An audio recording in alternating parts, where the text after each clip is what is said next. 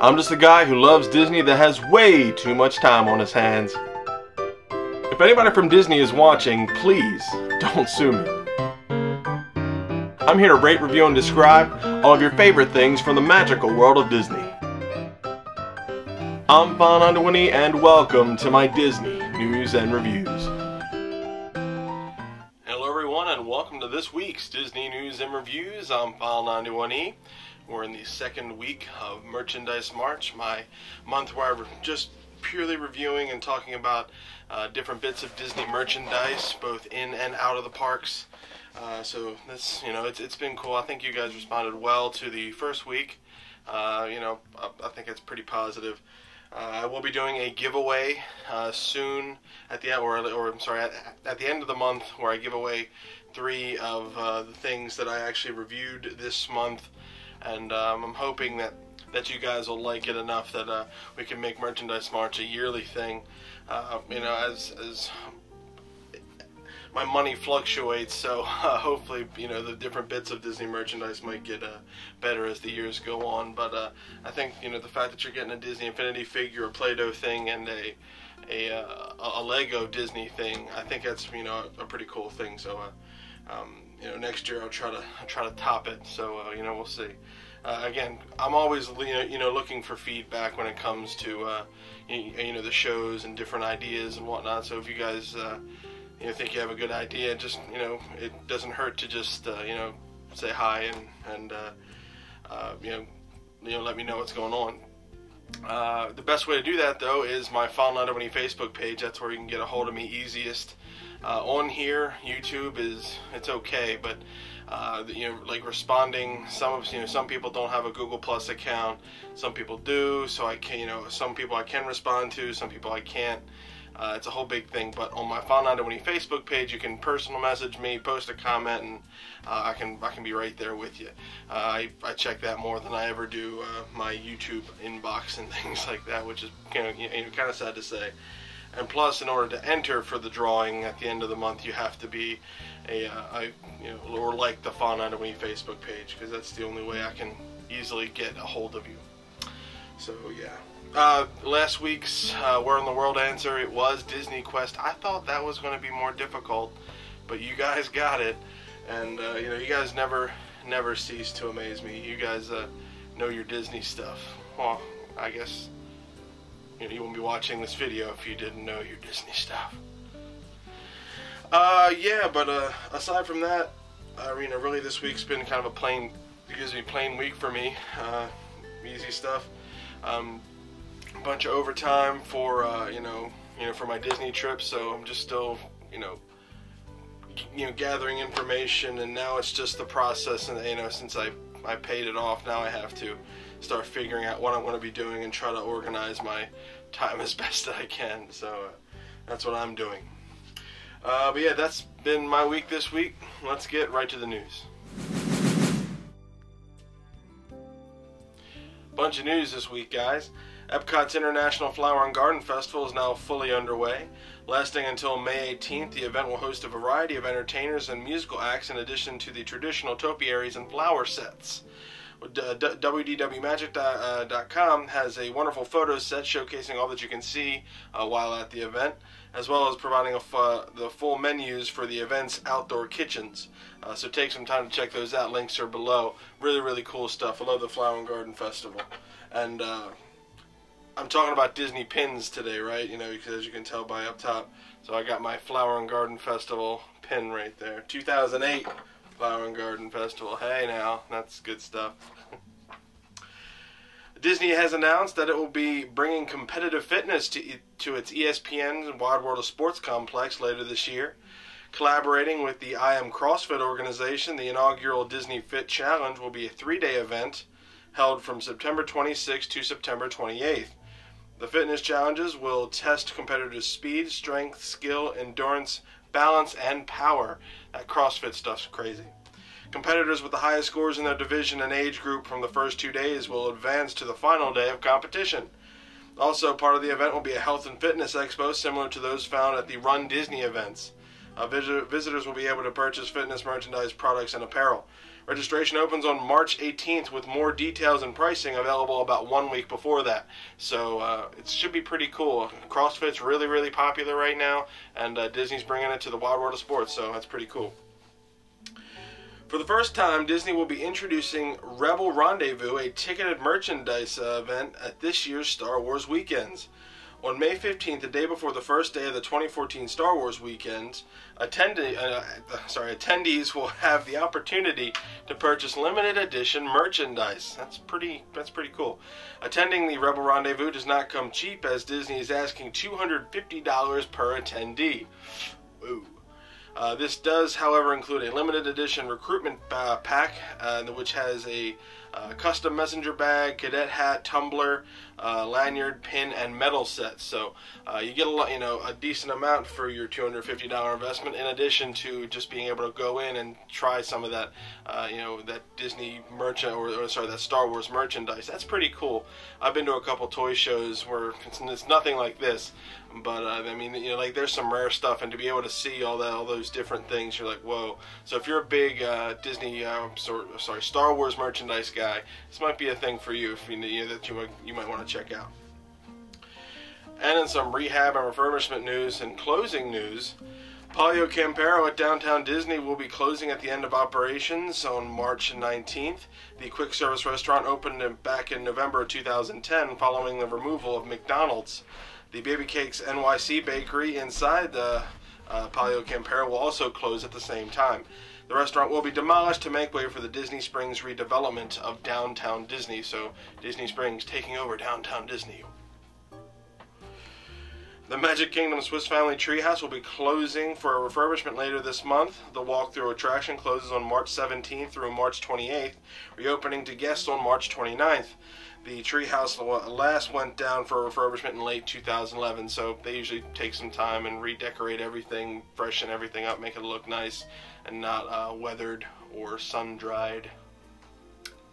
The Tomorrowland Transit Authority People Mover refurbishment was scheduled for earlier this year, has now been rescheduled. It will now take place from May 3rd to June 30th, reopening to guests on July 1st. It's a pretty big thing, because this is, in reference to this, which is the Astro Orbiter, scheduled to be closed for a major refurbishment in the summer of 2014. The closure begins on May 3rd through to August 20th, reopening to guests on August 21st. They're really redoing the Astro Orbiter, and because of that, they have to have some downtime for the People Mover as well. So remember all that when you're going down. Let's get right to the reviews. Alright guys, as you can plainly tell, the first thing I want to talk to you about today, not necessarily a review, are Disney pins. As I said before, this is the second week of merchandise month, and I want to try to get a bit of merchandise that you can find inside the parks as well as outside the parks. So for this week, the inside the park thing are the Disney pins, and if anybody that goes to Disney World has seen these pins before, they know all about the pins. But I have met a few people who have no idea, that these Disney pins are so highly collectible and sought after. Well, some of them are anyway. But it's it's a big thing down there, and to watch the pin traders go at it is quite a spectacle, let me tell you. So first, what I want to do is I want to talk to you about what the pins are, and like pin trading and things like that. Then we're going to cut away, and I want to show you some of the pins that I have, so that you guys can get an understanding of what Disney pins are if you don't know what Disney pins are, and how the price breakdown goes. And then eventually we'll cut back here to me, where we where I can tell you where to find them. So Disney pins have been around pretty much forever. Disney has always had pins involved in the parks and whatnot, but it wasn't until around 1999 that they started blowing out, and the whole pin trading thing took off. Now each pin, let me try to pull one out for you. This is a pretty standard pin.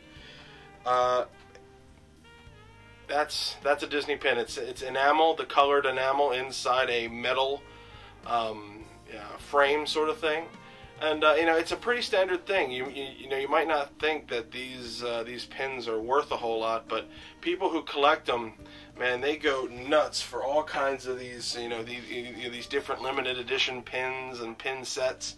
And it's amazing, just to see and listen to these people explain all the different, intricacies of pin trading and collecting pins.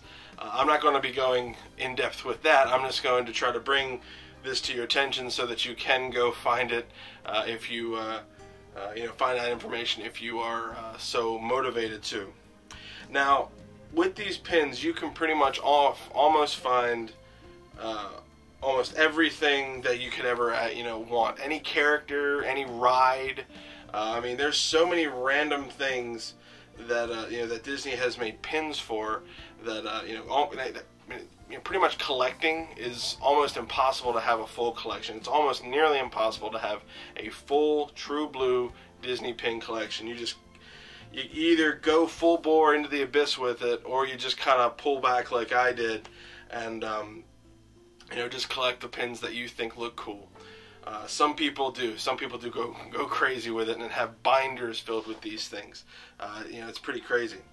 Another one of the things that go with these pins are the lanyards. You'll see a lot of people with these pin lanyards, kind of like this, and I'll go more in depth into this and when we cut away. But you can see these lanyards are pretty standard. You can put a like a key or something on the bottom, and a lot of people walk around Disney with these lanyards around their necks with the pins and everything, kind of like, Mr. T or something. Here's a reference for all the young people out there who don't know who Mr. T is.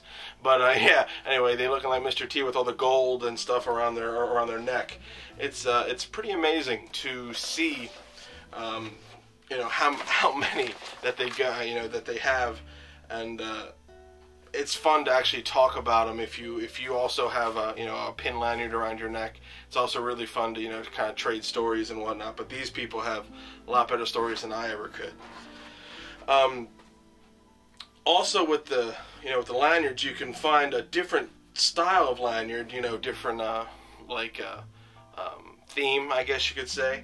My first pin set was a Pirates of the Caribbean pin set with Mickey and Donald on it. And it came with a lanyard, it came with this little thing, and 4 of these pins. And that's technically how you get started in pin trading. You have to have a set and whatnot, and that's how you get started. And it's usually the most financially feasible way. I think I got that in 2006, and when I went back down in 2008, that's when I started really buying pins. And eventually I realized that I was going to lose a lot of money, so I decided when I went back down in 2010 to kind of pull back the reins and only get some pins that I thought I would like. I usually use, like for me, pins are kind of like, postcards of all the places and things that I've been to. Like I have a Halloween Party pin, I have a Twilight Zone Tower of Terror pin because they're my favorite. I love the Twilight Zone Tower of Terror.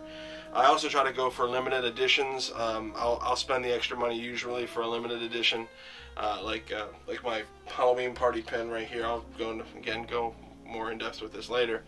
My Halloween Party, this is a limited edition, and you can only get this when you're at the Mickey's Not So Scary Halloween Party. And this one is even further rarer because they year date it. This is the 2011 Mickey's Not So Scary Halloween Party pin. If you did not go to a Mickey's Not So Scary Halloween Party in 2011, and you probably cannot get that. Obviously, eBay makes things a lot easier, and all the different pin trading websites, have made it a lot easier. But that's usually that's the stuff that I go for. Now, again, I keep mentioning pin trading. Pin trading is exactly what you think it is. It's trading pins between 2 people. However, there is a series of rules that make it a lot more in-depth and a lot more difficult than one would imagine. You would imagine you go, oh my god, I like that pin. Hey, can I have that pin? I have this pin. Do you want this? And then you can, and then you just trade. Now, there's a whole kind of routine and etiquette that goes with trading pins and whatnot. There's a lot of rules, and you can go to any of the pin trading websites. Go to the official Disney pin trading website. They'll explain that to you. and that's great. In 1999, the pin trading really exploded because Disney officially recognized pin trading as a thing. So Disney occasionally holds pin trading events and whatnot. So that's pretty neat. They really handle the the pin trading seriously. Let me just tell you that. Now you can actually trade with some cast members if you've actually gone up to a cast member and see that they have a lanyard with different pins and whatnot. You can trade with them. I think there's a limit of like 2 per day. You can only trade with a cast member. Some of the cast members have extremely rare ones and will only trade if you have another rare one or something like that. That's like it's another one of the rules, the immense amount of rules that go with pin trading, it's just it's a lot of work and a lot of stuff to do, but people love it, man. I'm telling you, I went to Disney World and I see these people with these big, heavy, binders that they put these, the pins in, and they go at it. They love it. People who collect these, they've been collecting them ever since they were a kid, or they started, like last year and decided to buy up everything. A lot of people usually just buy pins and whatnot. That's usually kind of how you start and advance your collection. But a lot of people want trading to be kind of in the forefront. Although I bought all of my pins, just saying. I just like to buy them because they're a nice little memento of where I was, So they're like a physical postcard. And a lot of you guys know that I like Disney pins too, and I treasure all the ones that you guys have gotten me. And I really dig that. So thank you to everybody who has sent me Disney pins and maps and everything like that. I really dig it. Alright, so I think I covered pretty much the basics of that stuff. If you want to talk more about pin trading, post in the comments. Maybe one of the some other people who are into pin trading will comment on it, or check online, Google it, pin trading, Disney pin trading. You will find so much information, it's unreal. I'm just trying to bring it to your attention that this is something you can do if you didn't already know. But what I want to do is I want to cut over now. I want to kind of take you through some of these pins that I have laid out for you. I'm not going to go through each one. I'm just going to kind of highlight some of the other ones to show you the different pricing schemes and whatnot. And the different things that you might see with a pin collector. I'm not a pin collector. I mean, I collect them, but I'm not one of those hardcore pin collectors. So yeah, so let's cut over to that. I'll be right back. Alright guys, in this jumbled mess is, well actually, these are my Disney pins, or at least some of them. I have, just a couple more, but this is pretty much the bulk of my collection, I guess you could say. I mentioned that the first thing that I bought was a Pirates of the Caribbean lanyard. This was the original starter set, this thing right here. It didn't come with all the pins, it came with these 4 pins. You get duplicates of Donald and Mickey, so that's pretty cool. But that's basically, what you do to get started. You just have these lanyards, and you just, essentially start trading. Now, one of the things that you need to keep in mind when you're buying these Disney pins are the different shapes and just like how many layers there are. As you can see, this one here is a dual layer. It has 2 layers of the 2 layers of the pin. You can see there's one layer here, which is the earth, and the second layer here. These layers signify that there's gonna, more layers, more money, basically. And what it all boils down to is, the more stuff that it takes to make these individual things, the more money you're going to be spending. For instance, let's pick another one. If you look at this one, I mentioned this earlier. If you look at this one, this is a Hollywood Studios. It's only one layer. There's only one thing in the back.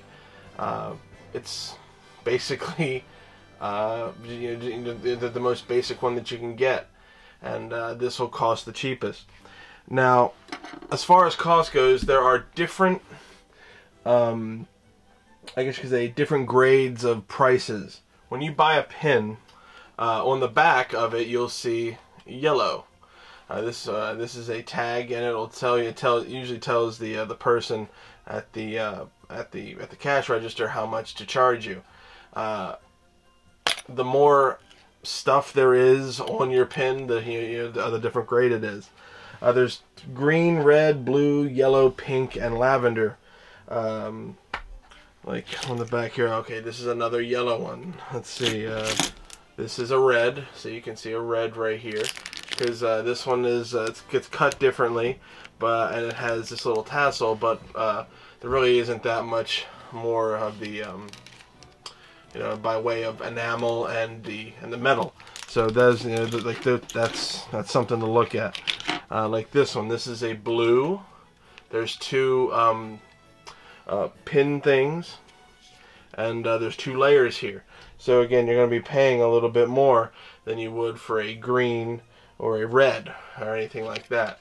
Another thing to note is that all of the Disney pins come with these Disney backers, these Disney, the Mickey shaped backers. As you can see, it is pretty sharp, so be careful. And sometimes these backs don't really hold very well. As you can see with this Animal Kingdom, I lost my Animal Kingdom one, so I'm just using a kind of a piece of paper, cardboard, to hold that down. Now another thing you can purchase is are these things. These are lockable backs. These are lockable backs that you can put on the pin itself, and using a little Allen wrench there, you can tighten it down to the point where these backs don't come off. So just trying to get an idea, to give you an idea of different pins and whatnot. You got these ones with like a lot of hanging stuff on it. That's a little bit more money. Let's see right here. You got some like these two. These are kind of 2 of my favorites. You got the Twilight Zone Tower of Terror. These doors open and close, and that all costs extra money. It's different layers. Then you got this Indiana Jones one with the rolling ball. This is one of my all-time favorites. I had to go and find this. But that's all extra money that you're going to have to spend. Some other ones that I guess I could show you are these. These are my D23 pins. You can only get these as a D23 member through the Disney Movie Reward Club. So I thought this was really cool to have, and I wanted to collect them all. I have the Oswald the Lucky Rabbit D23. I have all the other D23s. I got this awesome Tron Legacy pin. So very cool. So very neat. Also, because I was a charter member of D23 Club, I got this awesome pin, which is the charter member D23 pin. Very, very big, and in comparison to the other ones. I mean, check that out. I mean, it's pretty big. And I thought that was really neat. So Disney will use all these different pins as motivation to get things as a reward. As I said. So basically, that's all I'm trying to get at, is the monetary value of all these things. So just keep in mind, and those are the different examples of Disney pins that you can find. But there's so many more out there. Just so many more to check out. So yeah, that's that's basically what I'm trying to get at when it comes to these pins. Alright, so hopefully you have a better understanding of all the different pins and how they're priced and everything. Some of these pins go crazy because they're really intricate, and you'll pay upwards of $18. It's outrageous. Now the final thing I want to talk to you about with these Disney pins is where you can find them. You can find them in any gift shop, any store in Disney World. Usually there will be a little rack with Disney pins and whatnot. You can go to your hotel lobby gift shop, and they will have Disney pins there, so, for purchase. Now if you want a certain pin, like say you want an Indiana Jones pin, the best way to find an Indiana Jones pin is to go to the Indiana Jones Epic Stunt Spectacular. In the exit area gift shops, or the area gift shops around there, you'll see Indiana Jones themed stuff along with Indiana Jones themed pins. So that's like the easiest way. Like I knew when I was going to Indiana Jones Epic Stunt Spectacular, I was going to find a Indiana Jones pin that I wanted, and they really don't have too many, but the one that I have is my favorite because the ball rolls. It's pretty cool. I showed you that. But yeah, so I mean, if you're looking for a certain character though, and they don't exactly have their own ride and whatnot, Another great place to go is the Disney Pin Traders in downtown Disney. There's a lot of really, they have so many pins, it's unreal. They host pin trading events, so if you go down there you might see these guys with the big binders trading pins and whatnot, and they're really into it. But if you're looking for like a certain one, I had to find a Dopey pin for my friend at work, because he really loves that character Dopey. I knew I could go to the Pin Traders, the Disney Pin Traders at downtown Disney, and I would find it, and sure enough, there it was. They had plenty of them. So you can find a lot there, all the different like starter kits and things like that. Everything for your Disney pin trading needs could be found at that Disney Pin Traders location.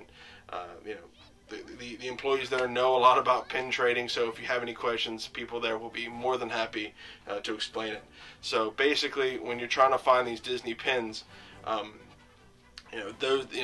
in the parks, those are the great, the better places to go. The exit, gift shops, or just the regular gift shops, around the, attraction that you like, or just go to the Disney Pin Trading Central.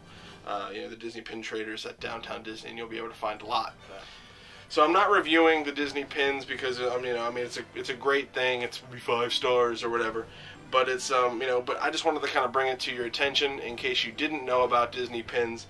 It's one of the biggest things in the parks that especially merchandise-wise, that you can get. It's a great memento for people if you're looking for something small to bring back for family and friends as a little gift. These little pins are really great, and so it's what I do. I just give them pins, or these little pressed pennies, like I said.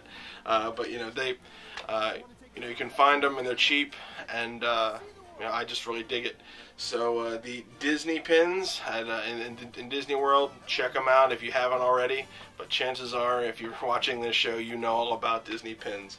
And but just try not to get addicted, because it is, once you start buying these things, it is crazy addicting. So you just gotta pull back or just go full bore into it.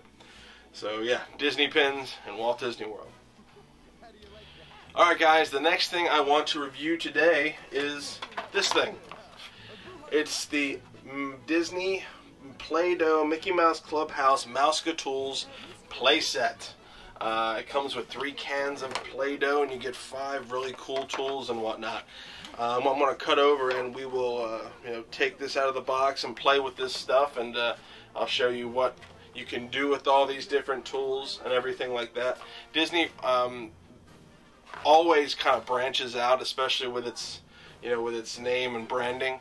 And Play-Doh is a great thing with Disney, especially with the with the younger kids, because younger kids love to play with Play-Doh. I like to play with Play-Doh because I'm a younger kid, but they always really put out some really cool stuff. Especially there's some when I went to purchase this, there's a lot of the princess stuff there. You can decorate dresses and things like that. But this was the most like average thing I could find. I didn't want to get too expensive and fancy with it, because I don't really have that big of an imagination, let's just say. Really neat, and I'll go in depth more with this. I just wanted to say real quick why I decided to choose a Disney Play-Doh thing, because it's something random that you can find anywhere, and it is a piece of Disney merchandise. So it's Merchandise March, so let's get this done. So let's go play with the Play-Doh Mickey Mouse Clubhouse Mousketools. Alright guys, here is the Mickey Mouse Club Mousketools. So what we're going to have to do is just kind of cut into it to let's see what we got. It says 5 tools and 3 things of Play-Doh. So that's pretty cool. So let's just slice this up.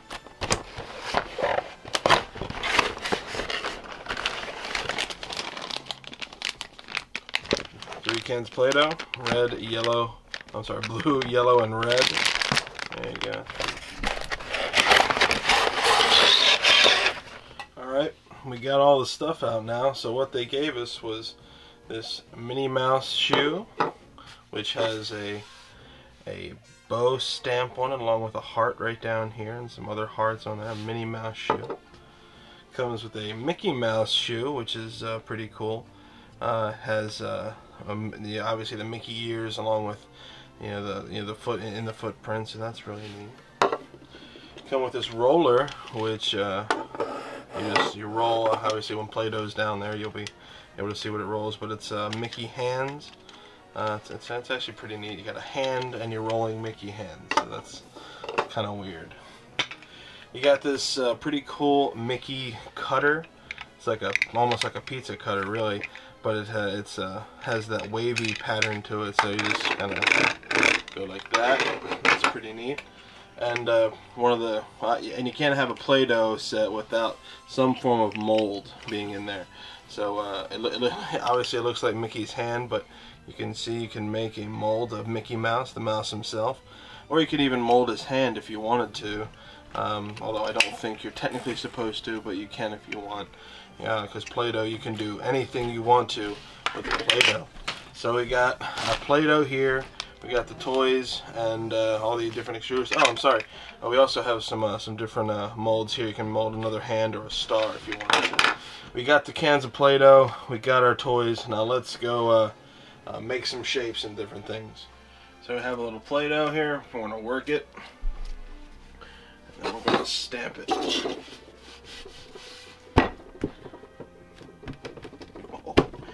Alright. So we got the Mickey with that. Let's stamp it. Press down good. Alright. Look at that. Pretty good mold. I think we got a pretty good Mickey ears out of that. Hidden Mickey. It's a hidden Mickey. The great thing about Play-Doh is, if you want to try it again, gone. This is why I like Play-Doh. I really do. I really do like it. So let's flatten it again so we can do the Mickey stamp. Or sorry, the mini stamp.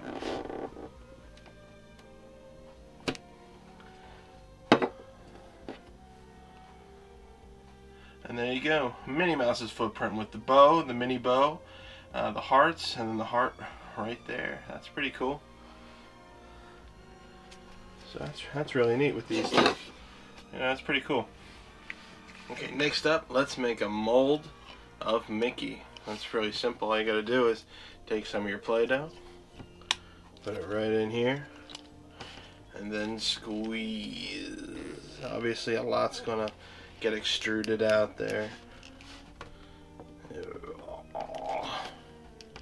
Probably didn't have to put so much, but I do anyway, because that's how I roll. And there you go. See, I made the hand too, which is kind of funny.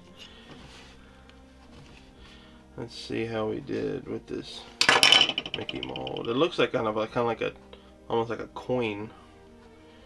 But there you go. You can take your time and peel off the excess if you want to, but there you go. Mickey.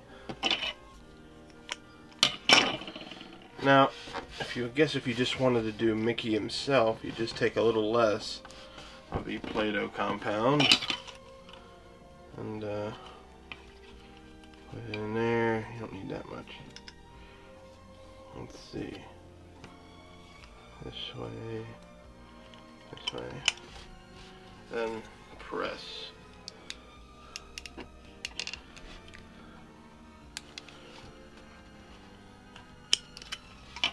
Still get it, but I think you can start peeling off the excess.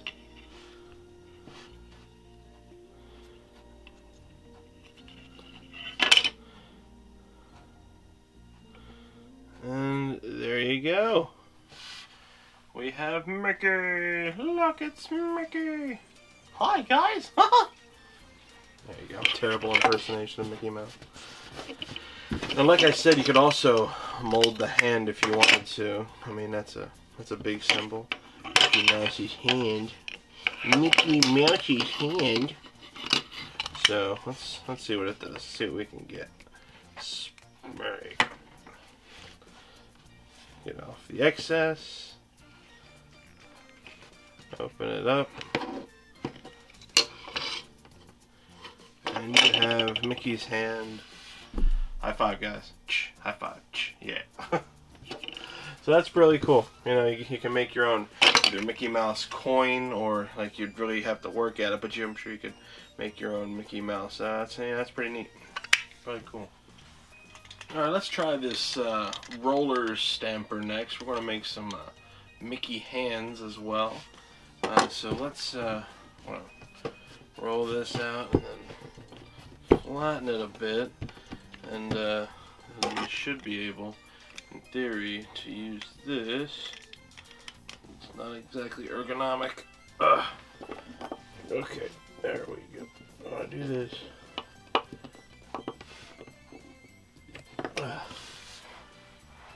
So, that was my first attempt. I think I want to try another one.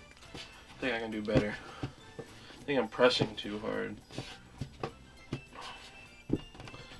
You know, so let's just act like a kid and not press that hard.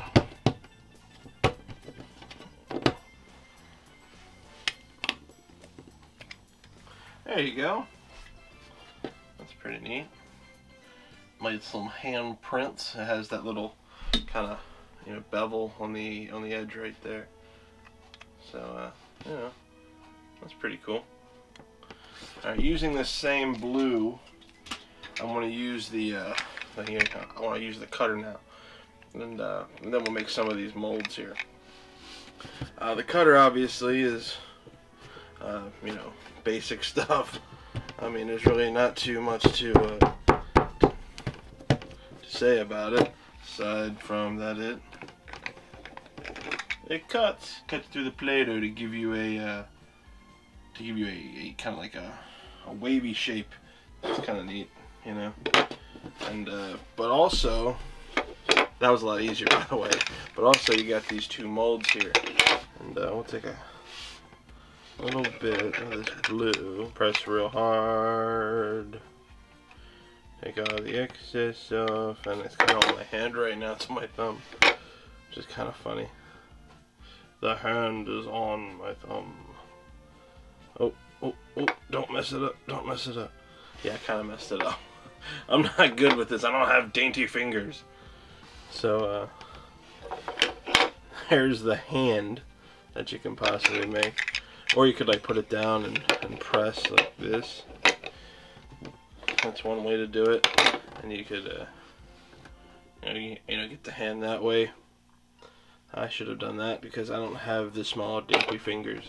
So with the star, I'm going to do that. I'm going to put it in there, that, and just press. And there you go. We have a star. It's a blue star. When you wish upon a blue star, nothing happens because blue stars are fake. I'm just kidding, I'm just kidding. I don't know, there could be blue stars in the world. Use your imagination, kids. That's what all this stuff is about. Well, guys, that's what you get with the Play-Doh Mickey Mouse Clubhouse Mousketools set. You get 3 cans of Play-Doh and all these really cool things that you can use to enhance your Play-Doh experience. You know, you get the 5 tools and the stuff. And it's really cool because you can press, cut, roll, and stamp and do a whole bunch of different really cool things. I really enjoyed this playset. It was, you know, it was fun. There were no extruders or anything like that to, you know, so we can make, you know, different things. But this is a basic set, and it's pretty cool if you're into Play-Doh. If you know a kid that likes Play-Doh, you know, this might be the thing for you. It's really good for you know for little kids. It's ages 3+. So you know, I'm +3 or 3+, I think. So yeah, so very cool set. I want to be giving this away at the end of the month, and hopefully somebody will enjoy it and it can go to a good home. Alright guys, that was actually very fun. You know, it's cool. I like Play-Doh. I like the smell of it. I like just handling it and things like that. And the tools, you know, they did a good job. And I think, you know, for a kid, they'll really enjoy playing with it, making all the molds and things like that. So that is going to be another one of the things that, you know, will be available for the giveaway. So if you have kids or you are a kid at heart and you like Play-Doh and everything, all 3 cans of the Play-Doh and everything that comes with it will be yours if you decide to pick it, and or you were the top winner and it's available for you to pick, let's just say. But yeah, anyway. So what am I going to give the Disney Play-Doh Mickey Mouse Playhouse Mousketools set? I'll give it 3. You know, it's a fun little thing. It comes with the Play-Doh, which is nice, so you don't have to go and you know, buy it anywhere else. The tools are fun. It is a little hard to press. You know, it's just weird. You know, some of it. You know, small hands might not be able to to make the molds accurately. But who cares? You know, you're playing with Play-Doh. It's a fun little set. There's not a whole lot of you know, extravagance with it. There's no extruders or anything like that. You know, there are better Play-Doh sets out there, but this is pretty cool. It's an average set, you know, it's fun, so you guys can, you know, play with Play-Doh and make all your different little things that you could ever want. So, yeah, the Mousketools playset from Disney and Play-Doh, 3 stars.